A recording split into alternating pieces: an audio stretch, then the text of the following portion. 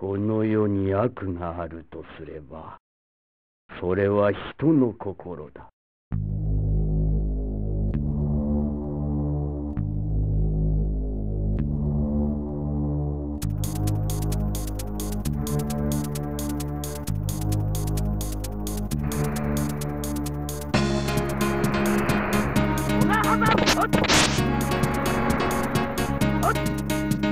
Ladies and gentlemen, I would like to bring to your attention a series that I have been following for some time now. The Tales series is a long-running JRPG series that releases mostly in Japan, but has had some moderate success here in the US as well. The Tales series' popularity in Japan is somewhere just short of the likes of big forerunners like Final Fantasy and Dragon Quest. The Tales series from Namco Bandai has been around since the release of Tales of Phantasia in 1995 on the Super Nintendo Entertainment System. While the Tales franchise came out 8 years after the Final Fantasy series, released in 1987, it has nearly the same amount of core releases.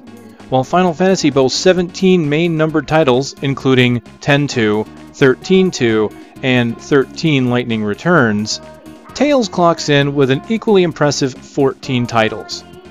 Both series have had multiple spin-off projects that push these numbers even further. I bring this series in hopes to give it more exposure in countries outside of Japan.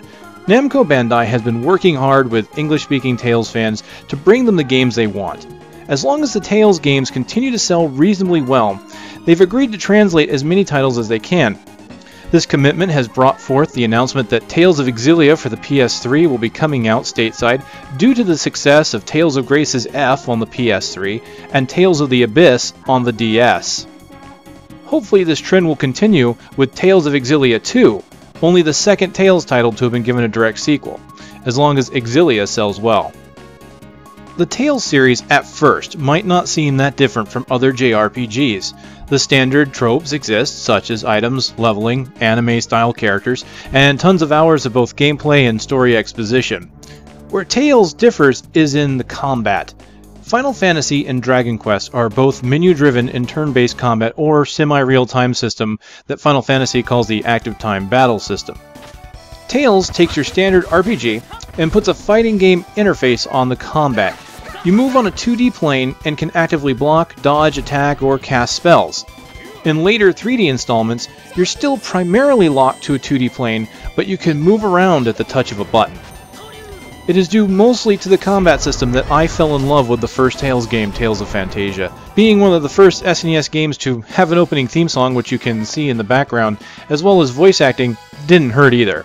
I first played Phantasia on an SNES emulator and was surprised that such a game had never been released to the English-speaking audience.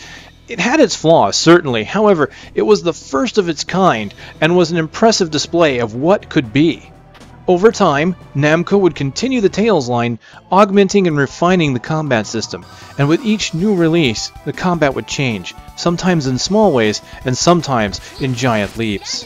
As for why Namco never released Phantasia to the West, well, I suspect the reasoning for this was due to the N64 coming out the subsequent year.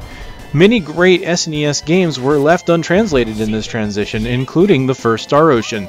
Speaking of which, you might be interested to know that Tales of Phantasia set the stage for the very first Star Ocean. The creative staff for Tales of Phantasia was named Wolf Team, and Wolf Team had some creative disagreements with Namco according to the wiki page. This led to some of the staff at Wolf Team to leave Namco and create their own studio, Tri-Ace. Their first project was Star Ocean. Tales of Phantasia itself has had many remakes which improved on the original in some way. One of these remakes was on the Game Boy Advance. That version would be the only version that English-speaking audiences would receive. However, a much superior version with additional content was created for the Sony PlayStation. This version would introduce skits to the game, which are conversations between party members that you can see at the push of a button. These skits would become a standard for the Tales series and show up on every future game. This version also cleaned up the combat, made the AI much more useful, added additional voice acting, a new secret character, improved the graphics all around, and even included a script rewrite to make the script easier to follow. This version is generally considered the best version of Tales of Phantasia, possibly second to the PSP version that came out. So why would I bring this up now? Well, it just so happens that a new translation patch for Tales of Phantasia has been created right at the advent of the new year. Class of Phantasian Productions has officially released his translation patch after roughly 12 years of long, hard work. Now, this is not the first patch that's been made for Phantasia. Technically, it's the third if you count DJAP's translation of the Super Nintendo version. Absolute Zero Translations had created a translation patch several years prior, even though Kless's translation team had started earlier. Absolute Zero's translation was impressive and quite fun to play. However, Kless wanted to create more than a simple translation patch. He wanted to create many features to include into the game, which involved a lot of hacking. He hacked the game to accommodate additional subtitles for battle conversation, shouts, and orders. Kless and crew also strove to create a localized translation so it would feel like something that Namco Bandai themselves would have released. This means that the dialogue was in general rewritten to sound more natural, but it would stay true to the original script's intent and meaning. Everything in the translation was given that extra polish and care to make this translation professional in look and feel. I urge you to buy or find a copy of this fantastic game and try out the translation patch by Phantasian Productions.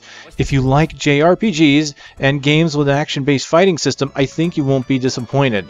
Should you be interested in supporting the Tales line further, you can also go out and get Tales of Grace's F or Tales of the Abyss, which would show Namco Bandai that there's still interest in this series. Keep an eye out for Tales of Exilia, which will also be released possibly later this year. So without further ado, please enjoy the opening to Tales of Phantasia for the Sony PlayStation.